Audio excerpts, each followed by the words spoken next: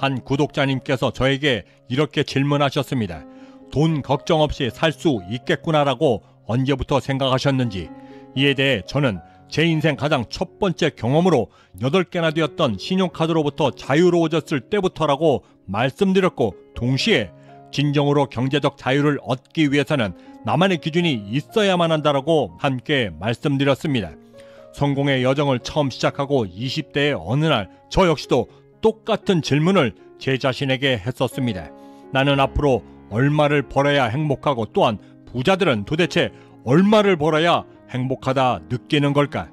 미국의 한 대학에서 소위 행복 호르몬이라 불리우던 세로토닌의 분비량을 기반으로 자수성가한 억만장자 사업가 총 392명을 대상으로 돈이 인간에게 주는 행복의 질량에 대해 조사하기 시작했습니다. 이윽고 발표된 연구 결과는 매우 놀라운 것이었는데, 인생의 바닥에서부터 시작해 억만장자가 될 때까지 총 392명 모두에게 당신이 빈손으로 시작하여 지금의 억만장자가 될 때까지 중에서 얼마를 벌었을 때가 가장 행복했었는가 라고 물었더니 그들의 대답은 수천억 원도 수조 원도 아닌 연간소득 평균 8,700만 원이라 답했던 것입니다.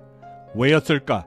우리를 지배하는 상식의 범주 안에서는 당연히 질량적으로도 8,700만 원보다 수천억 원이 훨씬 더 큰데, 왜 하필이면 1억도 아닌 8,700만 원일 때가 가장 행복했었다라고 말했을까?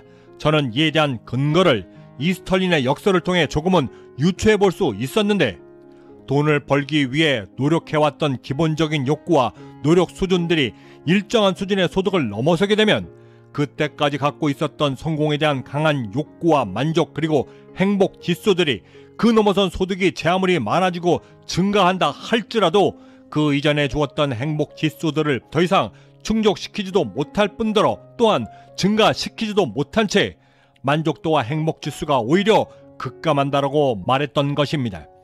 하지만 그럼에도 불구하고 저의 의문은 여전히 풀리지 않고 있었는데, 왜 하필이면 8,700만 원이었을까?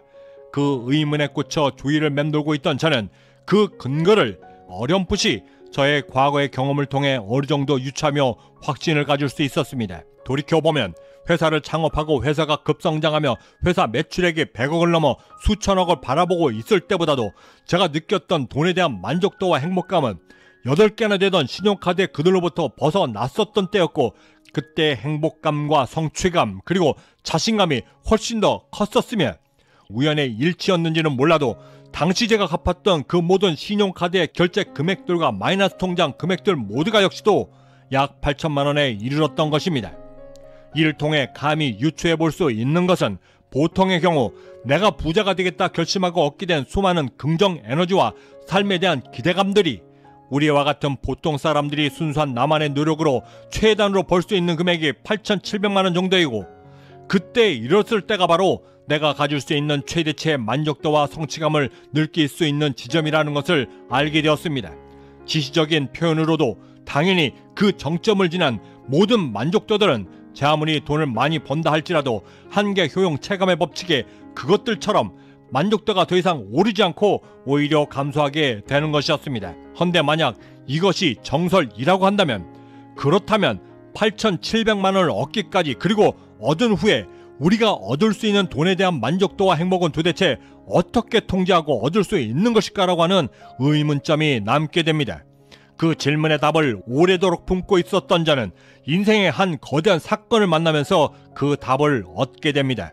저는 그 깨달음이 저에게 다가오기 전까지 무조건 돈만 많이 벌면 행복한 줄 알았고, 그래서 맹목적으로 돈만을 쫓기 시작했습니다. 그래서 모든 수단과 방법을 동원하여 회사 외형과 매출을 늘리기에 집중을 했고, 그 노력 덕분인지 회사는 다행히 급성장하며 코스닥 상장을 바라볼 수 있는 수준에까지 이르게 되었고, 벤처업계의 젊은 기리나로 평가되며 주목받기 시작하면서는 더 많이 성장해야겠다라고 하는 제 안의 욕심이 저를 오히려 삼켜버려 도를 넘는 욕심으로 은행빚 지는 것에 서슴지 않으며 제 영혼들을 하나둘씩 팔기 시작했던 것입니다. 그러는 동안 수많은 술자리와 회사 성장에 대한 스트레스 등으로 몸은 부서져갔고, 급기야는 내가 무엇 때문에 이 성공 여정을 시작했는지조차도 망각한 채 초심을 잃어버리며 삶을 또다시 좀먹고 있었습니다. 그렇게 목적지를 잃고 망망대해에서 방황을 하다 결국 신용 불량자로 인생의 바닥 끝까지 추락한 채 그 지독한 패배감과 상실감, 그리고 여기에서 내 인생이 끝난 것은 아닌지, 다시 재기는 할 수 있는지에 대한 미래에 대한 두려움들이 하나둘씩 제 자신을 무겁게 짓누르기 시작하며, 그렇게 좀비처럼 지내다 올려다본 천장에서 문득 그 힘들었던 상황 하에서도 8개나 되었던 신용카드 모두를 그 누구의 도움 하나도 없이 모두 갚아 자유로워질 수 있었던 당시에 제가 느꼈던, 그래 나도 하면 되는구나 라고 했던 당시의 저를 떠올리게 되었고, 그 강한 긍정 에너지를 다시 한번 소환하며 결국 저는 재기에 성공할 수 있었습니다. 그렇게 천신만고 끝에 재기를 하며 절실히 느꼈던 것은, 성공의 여정은 단 한순간으로 완성되는 것이 아니고 그 영원히 끝나지 않는 성공의 여정을 위해서라도 나만이 가질 수 있는 돈에 대한 행복 기준이 반드시 있어야 결국엔 비로소 우리가 돈으로부터 자유로워질 수 있다는 것을 깨닫게 되었던 것입니다. 결국 우리가 돈을 벌어 성공하겠다라고 하는 유일한 이유는 오직 하나, 행복하기 위함이고, 그 행복을 위해서라도 우리는 우리만의 돈으로부터 자유로워질 수 있는 기준을 반드시 만들어야만 하는 것입니다. 저는 감히 확신합니다. 그 예전 부자 아빠, 가난한 아빠가 말했던 레버리지 경제 시대는 이젠 더 이상 존재치 않습니다. 지금부터는, 아니 이미 오래전부터, 그것이 개인이든 가정이든 거대한 기업조차도 빚이라고 하는 그늘에 갇혀서는 절대 돈으로부터 자유로워질 수 없고, 지금 현재 내가 갖고 있는 그 소중한 작은 것들에도 절대 만족할 수 없기에 결국 삶의 노예로 전락하고 만다는 것입니다.